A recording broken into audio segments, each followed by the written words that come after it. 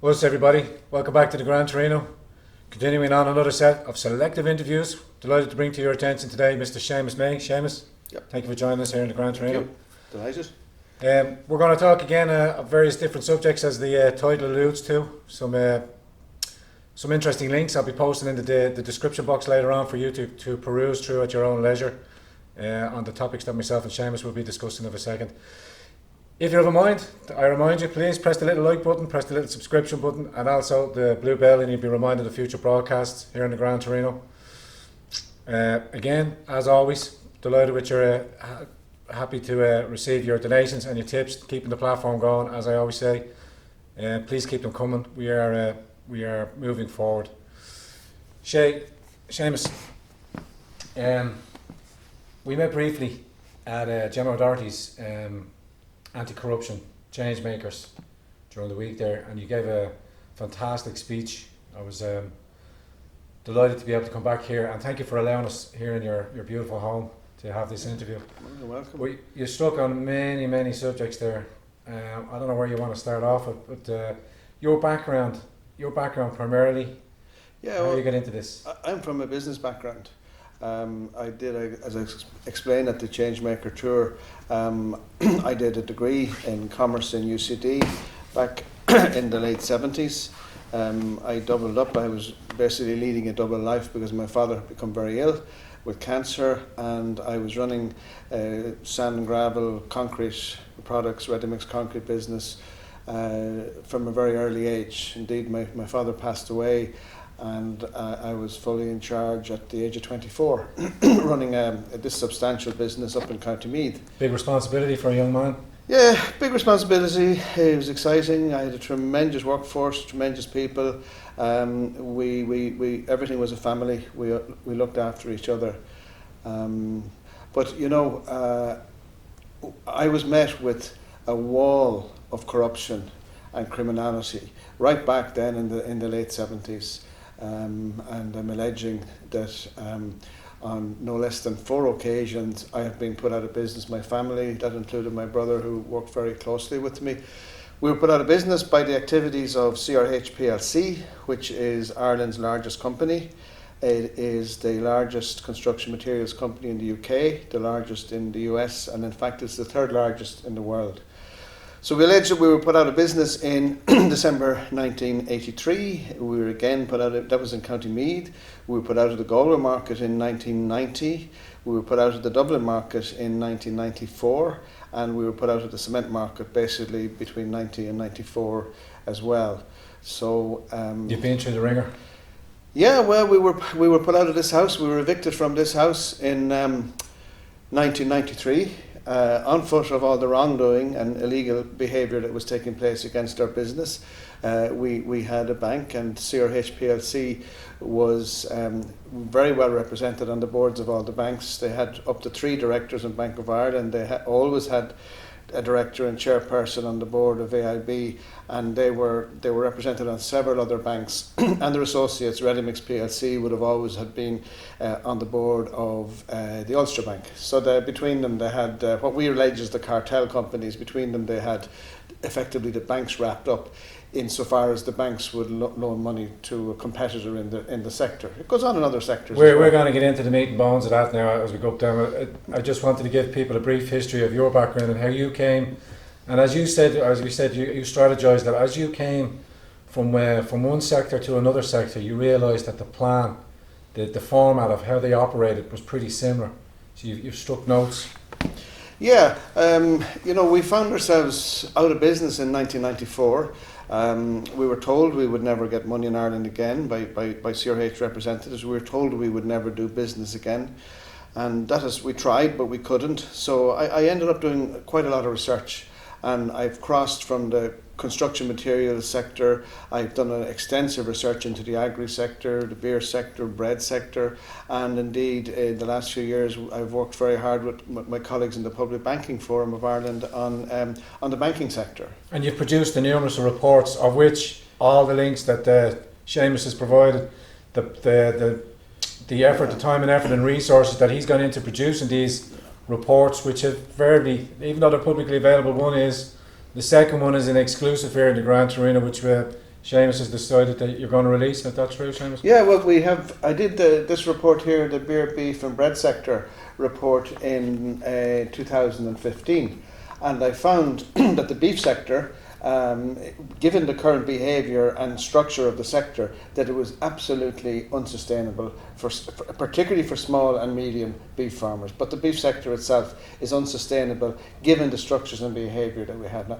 And I found the structures and behaviour, I found the relationship between the sector and government and on government departments and on regulators almost identical to what I had experienced in the building materials sector, cement and concrete products. And we went on then, and we've done a very extensive report. It's called Creating Ireland's Alternative Banking Force.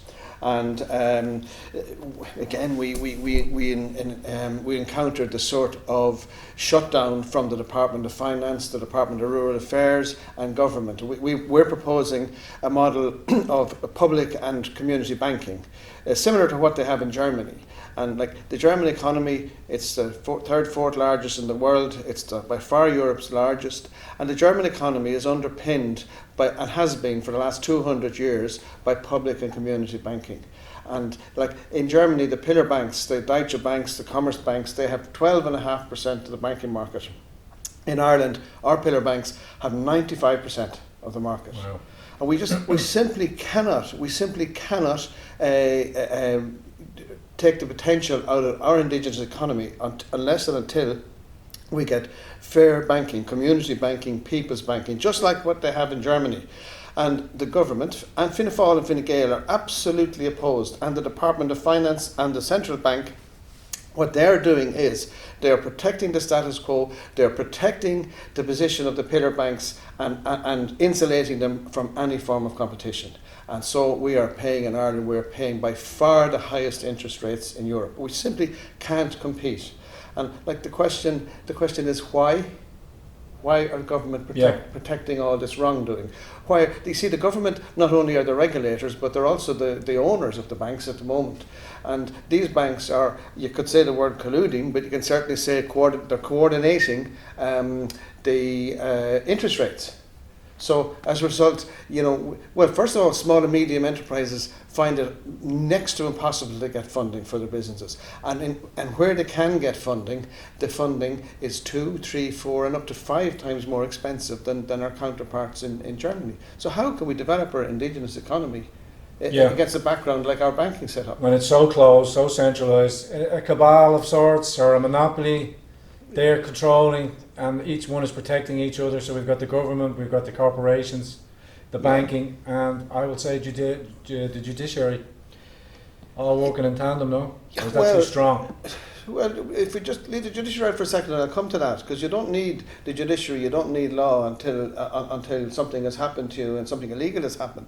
But if you look at how, you see, we've champions, we've CRH PLC is the champion in construction materials.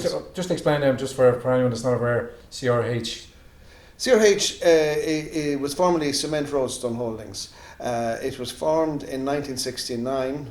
Shouldn't have happened if you look at Article 45 of the Constitution on competition, but Roadstone, that had a very large percentage of the market in Ireland for sand, gravel, ready-mix concrete blocks, asphalt, roof tiles, all these materials, it had a very substantial share of the market, maybe 60-70%, and it was allowed to take over Irish Cement, which had a 100% monopoly, and by law had a 100% monopoly on the production of cement in Ireland. Yeah. So just to give you an idea of where the body politic comes in 1969, the incoming chairperson of the new Cement Roadstone Holdings was Sean Lemass. Fianna Fáil Taoiseach, he had just retired as Taoiseach a couple of years earlier, and he came in. And in 1973, when Lemass retired, Charlie Haughey was at a loose end because he'd been sacked from cabinet over the arms crisis, and there was an attempt to make him chairperson of CRH PLC. It actually didn't come off at the time, but there was other linkages. Like Fine Gael had equally strong connections.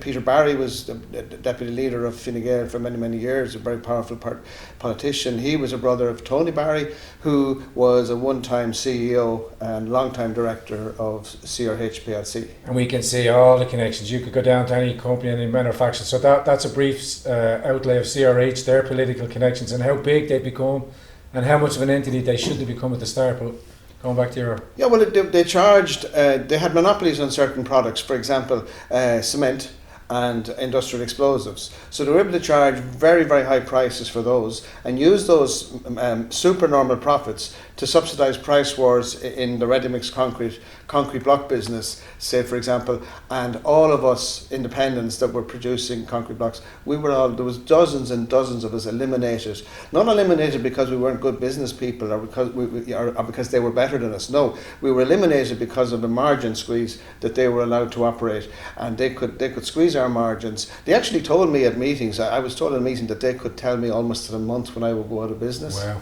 They had people spying over our concrete plant in Blessington, County Wicklow. They could tell me at meetings the number of loads of ready mix I did in a month. They could tell me how many loads of cement I got in a month, and they could tell me when I go out of business. Quite ruthless. Quite ruthless, quite efficient. Yeah. These linkages that CRH had to the body politic, and when I say the body politic, I mean Fine Gael, Fianna Fáil, Labour, and eventually the PDs, the Progressive Democrats. And it left them all powerful. Whatever they wanted, they got, whereas the rest of us couldn't barely get access to politicians. And under European law, then we had to bring in various regulators. In 1991, we brought in the Competition Authority, and we brought in quite a decent competition law, which I thought, in my naivety, was manna from heaven. We have a competition law here. In 1996, most of the activities that I'm alleging CRH had been carrying on, they were all actually criminalised. Then we also brought in the Company Law Enforcement Office, the ODCE, in the year 2000, and it was to investigate wrongdoing under company law. And the way the CRH operated for many, many years was that, you would look out at, you'd see Roadstone, a subsidiary of CRH is Roadstone, and then you'd see various other various other operators around the country, and you'd think this is quite a competitive market. But CRH actually went and secretly acquired control of the would-be competitors. Right. So to the man on the street, he was pricing with maybe 3 different companies, but in reality he was pricing with the one company. I've seen that before. Yeah. These are criminal breaches of company law, and we went to the ODCE, the Office of Director of Corporate Enforcement, and we spent years with them explaining about the secret ownerships. We gave them the names and we gave them a lot of proof as to what was going on with these companies, and they would do anything but investigate. There was a refusal to investigate on the part of the ODCE. It was quite, and the Competition Authority, of course, I've been with the Competition Authority since the day it opened its doors in Ireland in 1991. We could wallpaper Leinster House with the proof of the cartel activity and the abuse of dominance, but the Competition Authority would not, and will not investigate CRH. They're doing a bit of a scam at the moment. They're investigating the bag cement market, but that's just so that they can say, or the politicians can say, there is an investigation, but in reality there's no investigation, and there never was. So these regulators, and I would say the same about the central bank, even though I have less experience with the central bank, although the last few years with my banking work I know good, but these are not regulators. These are pretend regulators. They're phony regulators, and their job is to protect the status quo, not to enforce the law. And this was wrong in our country. Like we have a culture that all this wrongdoing is the correct way of doing business. We simply refuse to prosecute white-collar crime. It just goes on unabashed and it's protected. Yes. And for example, the Gardaí have a role in competition law, and there's Gardaí seconded to the Competition Authority. I have written extensively to the last 3 Garda commissioners. I'm not talking about Drew Harris, the 3 previous commissioners before that. And you get nothing. You don't even get a response. You highlight all the white-collar criminal activity, but that's okay, that's fine. There was Gardaí in the Company Law Enforcement Office that I worked with extensively, outlining how these secret ownerships worked. Like in our case, the CRH tried to take my company over in 2002, and we were under huge pressure from them with this margin squeeze that I'm explaining, and we were under huge pressure, so I had to relent. Even my lawyers told me, you've got no choice, you've got to do this secret takeover. So CRH were in the process of what they called, there was a complex offshore trust to be put in place, which would acquire 100% of the shares in my businesses. Nobody would know this. I was going to be what they call a figurehead for National Concrete, which was cardboard king. We've seen that in America with bigger institutions as well, as they have a front man and you're just there as the face. Exactly. So I was described. I was going to be what did I say there? The face. But I was also to be what they called. I was going to be the conduit between the company and the marketplace for fixing prices and for sharing markets out. They also told me that I would get generous credit lines from the banks, of which they were directors of, to pursue other lines of business, not CRH lines, but maybe if I wanted to go, whatever, build apartments. And finally, I was going to be introduced to what they called the family of secretly owned operators. So we're talking about, make no mistake here, we're talking about a mafia. We're talking about a state-protected mafia. And the reason that deal didn't go ahead, that was just before Christmas in 1993. But CRH pulled out of it in January 94 because they and their cartel partners, Kilsaran Concrete and Ready Mix, they succeeded in inducing a company called John Civil Engineering to breach its contract with us for a large part of the Northern Cross route, which was part of the M50. And when Johns were induced, and when they eventually pulled the plug on that, we were left in pretty dire straits. So CRH figured that we were going to die, we were going to be killed off. And they pulled out of the secret acquisition, and they left us there. And thankfully, throughout 1993, we incurred heavy losses because they had pulled the order book from under us. Yeah. But thankfully, our cement suppliers, Lagan Cement in the north, they stood by us, and they supported us, and we needed support. But we were obviously clearly under pressure, and CRH came back a year later. The banks at this stage had an order for possession of my house. There were several banks, and I'm talking about very small money. We never owed big money, only hundreds of thousands. You're not millions here. Ulster Bank, which a director of Martin Raftery, a director of Ready Mix PLC, was on the board of. They got an order for my arrest and imprisonment for £750. Oh my God. AIB got an order for my arrest and imprisonment for in and around £10,000, and Allied Irish Banks got an order for my arrest and imprisonment for the same. And Danske Bank got an order of a possession order on this house, and myself, my wife, and my 2 children were put out of this house. 1993. Shocking. And then I had to capitulate, and I had to hand over the business, all of our business. We had to hand over to CRH, and that happened on the 28th of February 1994. Now that in turn then, from the business end, you led it into other investigations now, which you started producing reports, and you say you went into the agri sector. Talk to me about the agri sector, how that correlates to your research. I have an interest, and always had an interest in agriculture. I did a national certificate in agriculture just prior to doing my commerce degree back again in the 70s, and until I was forced out of farming by activities related to the cement situation, I was actively farming suckler cattle and suckler cows and sheep. But I was speaking with Luke Flanagan, the MEP, and Luke asked me would I do a report into the beef sector and the beer and the bread sector in actual fact. And it turned out that it was quite a substantial report. It took me 9 months to do it until September 2015 with a very hefty investment, of which Luke part financed it, and it was great. I really appreciated that he part financed. But you never got fully recompensated? No, well, I just what I did was I went to the IFA. I went to Joe Healy, who's the current president of the IFA, and I went to Joe when he was during his presidential campaign, and we had scheduled a 20-minute meeting. The meeting went on for 3.25 hours because Joe Healy had his head stuck in the report. And why wouldn't he? Because it was a hell of a good report. And Joe undertook that if elected, he would engage with me on the contents of this report. And he borrowed the report off me and undertook to give it back to me at the end of the election campaign, which he didn't do. But worse still, he failed, and the IFA failed to engage on very serious matters concerning the farming sector. And some of you outlined to me earlier on. Just give some of our audience if you could. Well, first of all, I looked at the inputs, the price of inputs that farmers were paying for example, fertilizer, animal feedstuffs, and veterinary pharmaceuticals. And I concluded that there was a high likelihood that those markets were cartelised, because simply Irish farmers were paying huge amounts of money for these inputs and then being expected to compete with farmers from other countries.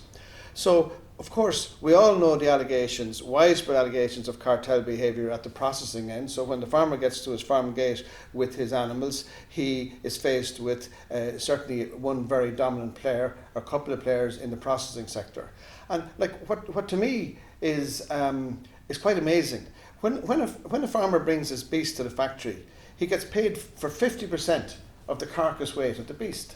And the other 50%, he's actually giving away. He's giving to the processor, and you know the real money and the real value in that beast is in what they call the fifth quarter. Okay. And I've done extensive research into the fifth quarter and the products that it can be turned into. And don't forget, farmers are giving away this part of the animal for free, and it's been turned into, without taking too long to explain it, the fifth quarter is now used in the making of pharmaceuticals, cosmetics, household and industrial goods, ointments, binders for plastic and asphalt, footballs, lubricants, soaps, lipsticks, face and hand creams, and ingredients for explosives are produced from the inedible fats from beef. In addition, fatty acids are used in the production of chemicals, biodegradable detergents, pesticides, flotation agents. Bones, horns and hooves are used to make buttons, bone china, piano keys, glue, fertilizer, also gelatin for photographic film, paper, wallpaper, sandpaper, combs, toothbrushes and violin string. There are more than 100 individual drugs, including insulin, are derived from cattle. All from from what the farmer is giving away. Giving away, it's called the fifth quarter, just giving away. It's the fifth quarter. And then all these other agencies, all these other processes, get it effectively free. The processor gets it free. And you see what farmers need to do, because farmers are being squeezed. I'm explaining that my findings show that farmers are being squeezed. In actual fact, there's a group called the Beef Plan Group has started up in the last couple of months. I'm not quite sure about their aims and objectives. I believe they're being somewhat naive in how they're approaching this problem with farmers. They think that they can apparently put manners on the processors. It's not that easy. I believe that farmers need to take back more of the value chain. Yeah. They need to further process their own goods and they need to set up abattoirs. Now, don't forget, Fine Gael and Fianna Fáil killed off all the abattoirs over several decades, and they left the industry to the few operators that are. Are we seeing how this has worked? We see all the different companies, the same characters, the same forces, just centralising, bringing it all under control. Yeah, well, you see, there's allies. These big companies, whether it's in the construction materials or whether it's in the agri sector or the banking sector, they capture the department. So the Department of Agriculture is captured not by the farmers, but the Department of Agriculture, to all intent and purposes, is the enemy of the farmers. The Department of Enterprise, Trade or Jobs Enterprise is the enemy of small business, because it protects the big guys and it ensures that the so-called regulators don't work. Yeah. So it's down from the political parties, then it goes to the departments themselves and to the so-called regulators. So the small guy has no chance. So, but going back to the beef sector, there's numerous other points in the report that you said that they should have been looked at, but again, he couldn't take his eye out of the book, and they never acted on it. The regulators never acted on it, and it's quite. Like even there, just at one point there that you said the fifth quarter, that's a huge amount of. It's huge, but so also is the controlling the price of the inputs, and the outputs. Then the farmer is getting, at the moment he's getting prices below cost for his product. Whereas if he was to further process his product himself and take control right up until, say, the supermarket shelf, the farmer then can have a good future. So it's all very well. Like, I was only looking, there was somebody commenting on Facebook this morning about what happened in Strokestown and the eviction. And somebody was saying to me, he wasn't fighting, he was just maybe a bit naive. He said, the law is the law. So this farmer, and I don't know the particular circumstances in Strokestown, but I know the circumstances in agriculture. Yeah. So the farmer borrows money in good faith and he goes into business. Yet the regulators and the departments are going to act against him, and they allow this squeeze on his margins, just the same as I described earlier in our own business, and he's not able to pay the bank back. But if we say, if the law is the law and you must obey the law, well, why does that not apply to white-collar crime? Because it doesn't apply to white-collar crime in this country. The laws are put there, and white-collar criminals are not investigated. They're not investigated by the Gardaí. They're not. There's no will among the political parties. Well, effectively, these guys are all funding the political process and have been for decades anyway. Like, it's not rocket science what's going on. So, you asked me before, and I said I'd come back to it. So I find myself evicted out of my businesses on 4 different occasions. I'm evicted from my house as well. And I said, and I discover competition law, and I said, well, here we go. I can go to court now, and I can take these guys to court. Well, I did just that. And I went to court in December 1996. That's actually 22 years ago. 22 years ago. And I've been trying to fight a competition law case for 22 years in court.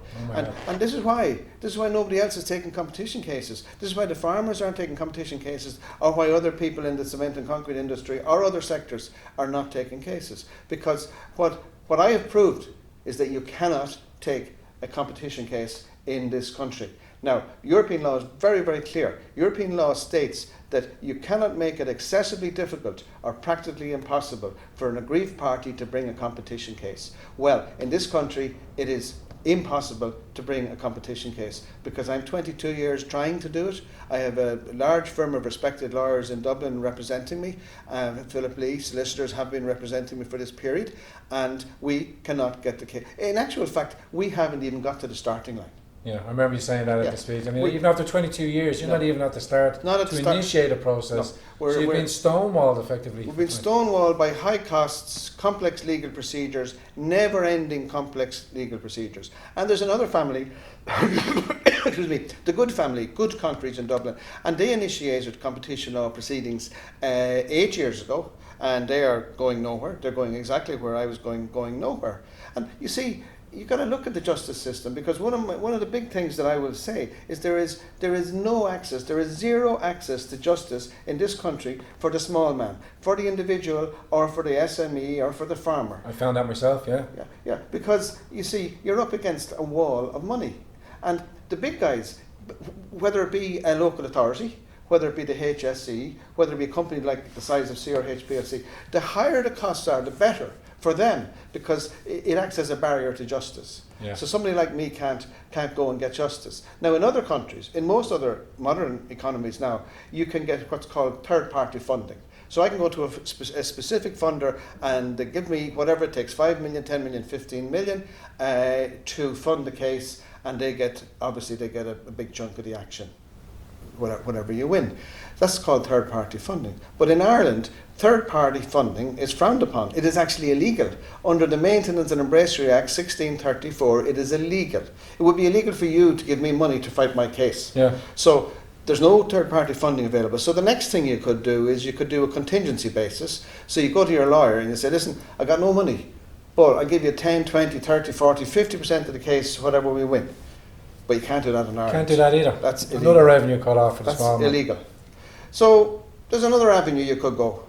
I could join up with the Good family and several other families, or the farmers could all join up and take a class action, which is available in most countries again.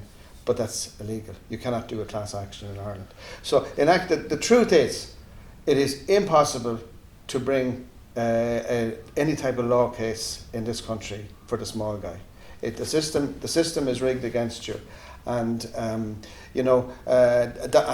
you see, just because I'm one competition case and the Goods are another, you might say, well, you must be something wrong with you guys. There's nobody else taking competition cases, but of course there's not, because there's nobody else fool enough to go in and dive into the same pool as we have gone into, because you can't. You have no life jacket, you can't swim, you drown. So we're 22 years. It's just been a huge part of our lives in fighting this case. And it's so important that we do something about access to justice in this country. So just to bring it back again, both of these reports, and Seamus has quite generously allowed us the second report, which he's put a great time in there.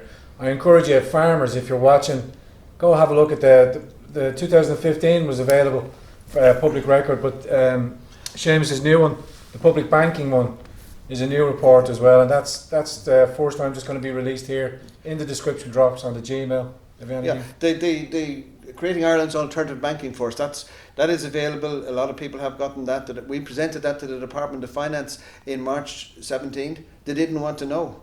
They were positively rude to us, and because there was a consultation on the feasibility of public and community banking in Ireland. The reason there was a consultation was because we had succeeded to our efforts in getting public and community banking onto the programme for government. So they had to then do a consultation. Of course, the outcome of the consultation was well known before the consultation started. It was no. It was just a question of how to get to know. So we went in, and this is a very, very extensive report, and we were not looking for government funding for public banking. It was an option, but we had provided several other methods of funding the public banking, and you're welcome to get that. It'll be up on the link, and anyone that knows me, or get it on Facebook or anything else. Or I'll have a link for the PDF. And this one here is the September 2015. It's the Irish beer, beef, and bread sectors. And it's a study that I put 9 months into doing, and it's terrific. It's really good. Every farmer should read it. Indeed, there's a lot of serious question marks about the type of bread that we're producing from a health perspective. And I was very praiseworthy of the beef sector, or the beer sector, and the craft beers, and how it had grown from 2 or 3 craft beer operators. Yeah, they've really come along now. But you see, Europe brought in a directive that allowed craft beer producers below a certain threshold to get 50% reduction in their excise duties. So it's fantastic, and that's why all they have boomed. And what was happening, the craft beer guys, they couldn't really get money from the banks, so they were struggling and building themselves up. They were paying their excise duties, and then they were getting 50% of a rebate. But we campaigned way back, and we actually got that turned into a credit. So they actually didn't have to pay and get it back. Fantastic. So it boosted their cash flow. So that's something that was done by Europe, and our government implemented it. And you see what it did. It just craft beer companies all over the country. So coming out towards the end of our conversation, it's quite an intensive breakdown there. If you're in your background into it, how you came into it, go branching off into different sectors, how you've come up with different reports. And then we said we leave it till the end. We're talking about the judiciary and maybe a couple of solutions as well. We talked about cooperative banking, bankers getting involved in their own processing, which means that they get involved into their input market, getting more involved into the input market, thereby increasing their own wealth, because we say producers are controlling the market. But we spoke earlier on and we said, right, we're going to go up to the bigger picture. Mm-hmm. The system is broke. The system is broke, yeah. And just if you bear with me for 1 second, because there's one more thing I want to talk about on banking. Go ahead. As stands, our government, and I'm talking about our Fine Gael, Fianna Fáil government, is decimating the post office network. Yeah. They're closing 390 post offices. The remainder won't be, they're depending on a contract which is up for renewal. I think it's the end of next year, the social welfare contract. The remainder may not be viable. And like the narrative about post offices is, save our post offices, we have to subsidise them. We actually don't have to subsidise them. We need to change the model, the business model, from the current one to what they did in New Zealand in 2002. New Zealand turned their post office network into the Kiwi Post Bank, and they made them into banks, where the post office can create its own credit, just like the Bank of Ireland or the AIB can create their own credit. This is a no-brainer. Yeah. But what would affect the margins and the market share of the main banks. So we don't want that. No, so it's a no-no with Fine Gael and Fianna Fáil. Well, maybe a newer party or other coalescing parties might become interested in this solution to not only save the post offices, but the lifeline in different communities in rural Ireland that the post office brings. Yeah. And the credit unions. Yeah. The credit unions are being illegally suppressed by the Department of Finance, by the central bank, and by whatever party is in power, being it Fine Gael or Fianna Fáil. They're illegally being suppressed. The credit unions can be the saviour of this our indigenous economy. But what is happening currently is they will go out of business eventually because of the level of restriction that's put on them. So, I mean, this is all coming from central government. We don't hear this in the media. We don't hear this in mainstream media. This is why people are so dumbed down to what is actually going on in our country. But if we want to drive our indigenous economy, we must bring in indigenous banking, public community banking. We must allow our credit unions to do what the banks can do. Of course we must. And what we're doing to the post office is pure sacrilege. We're decimating the post offices on front of the prize asset of our people. Yeah, another resource. I laugh at people when they say, we can't get out of Europe, they've given us everything. It's like we're mind controlled in the sense that we can't free ourselves from our own mental bondage, saying that we can't look after our own economies, we can't produce new industries, we can't restructure, and give transparency in government and give accountability. All these things can be brought in with patriot governments, with national governments that want to look after the interest of the. Well, Europe is supposed to look after the interests of its citizens, and that means enforcing European law. Yet we're flouting competition law in the banking sector, in the agri sector, in the building materials sector across the way. We're flouting it. And I sought meetings with the current competition commissioner, Marguerite Vestager. I've repeatedly sought meetings with her, and she won't meet.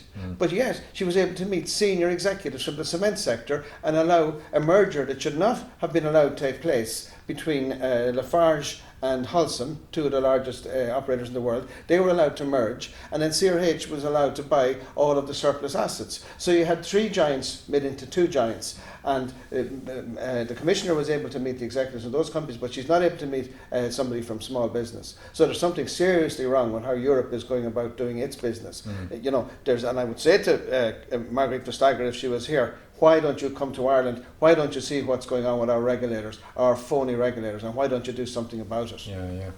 A lot to be done. So look, let's bring it down for the last 10 or 15 minutes, which is what you gave us solutions for the credit union banking and for the post office to become banking and to give them a resurgence. I'm talking about the white collar crime. I want transparency in government, the white collar crimes to be prosecuted.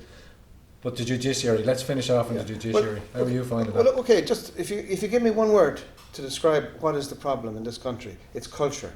We have a culture that supports all this white collar crime and all this wrongdoing, and we have zero accountability. We all know that there is no accountability. So until we change our culture, if we change our culture, we change everything. We must bring in accountability, and we must hold people, civil servants, corporate people. We must take their wages off them. We must take their pensions off them, and we must incarcerate them.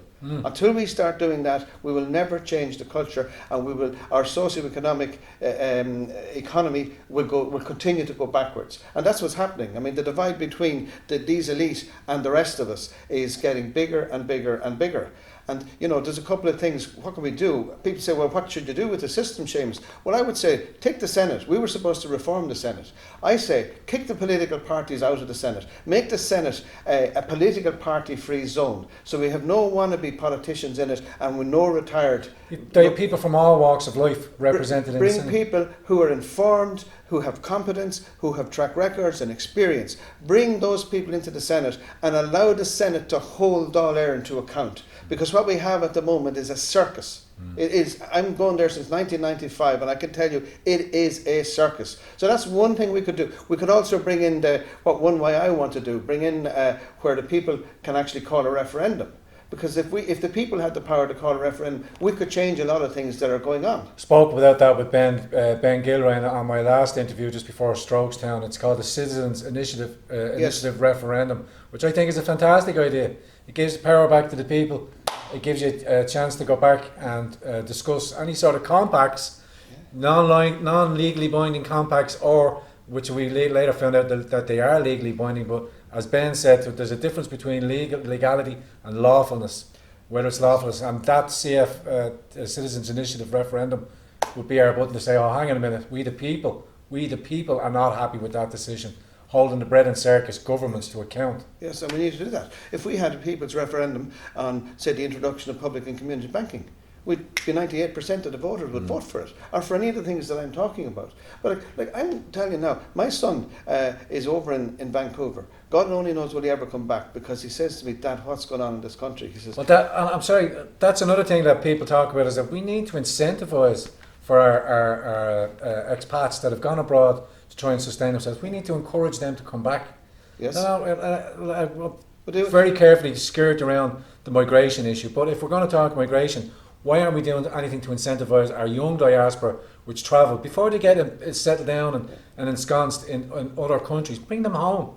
They're our brain trust, and we've let them fly. Well, my son was home 2 weeks ago, or a few weeks back, and talking about was he ever going to come home, and then he says, Dad, he said, I want to go into business, so he says, we can't get money in this country, so how can I come home? So that's just my particular experience. And I'm going to say something now before we wrap up about the body politic and about the government. because I believe that what's posing as a government of this country, they are so incompetent and ill-informed. I look at Leo Varadkar, I look at Owen Murphy, and I look at Simon Harris, and they remind me of proud peacocks going around the front lawn of a big mansion. They think that their SH1T is marmalade. And I'm not trying to be smart. These guys won't engage with anybody. They won't engage with any of the movements. I'm involved in Right to Homes. We're trying to deal with the vulture funds. They won't engage. They won't engage on any of the stuff I've taught. Why? Why are farmers being put off their land? Because of all the criminal activity that's going on to suppress their ability to make money to pay off loans, and the loans are costing too much in the first place. It's a vicious circle, and these guys don't care, and they don't even know about it. Well, then I would say, just before we wrap up, they need to be replaced. Government needs to be replaced, and it's not replaced by violence or anything like that. It's talk about using your vote. Let's start spreading the message. You got clear answers here from Seamus, clear answers from all our other guests. We've got the means and the capability. It's the will. We need the will of the people to start saying, "Oh, hang on a minute. Let's start prosecuting. Let's start looking for transparency, accountability. We're certainly held to account. We're certainly expected to be transparent in all our dealings, but yet our elites seem to walk away untouched, with their pensions intact and their freedom of movement not jailed." Seamus. Every time. Seamus, on that, thank you very much. Fantastic interview. Yeah. I hope you enjoyed that very much, people. If you're of a mind, please press the like button, press subscribe, press the little blue button, and please share this on all your own social media platforms if you agree. Seamus's reports will be in the description box in the G drive, which we'll leave open. Any source of open source information that I can bring to your attention that you can read through. And if you have any questions, please get in contact with Seamus, or if you have any initiatives, anything you want to bring off from these, very important pieces of information that's being disseminated to you now, please act. All I ask you to do is give your time and then vote with your conscience. Was.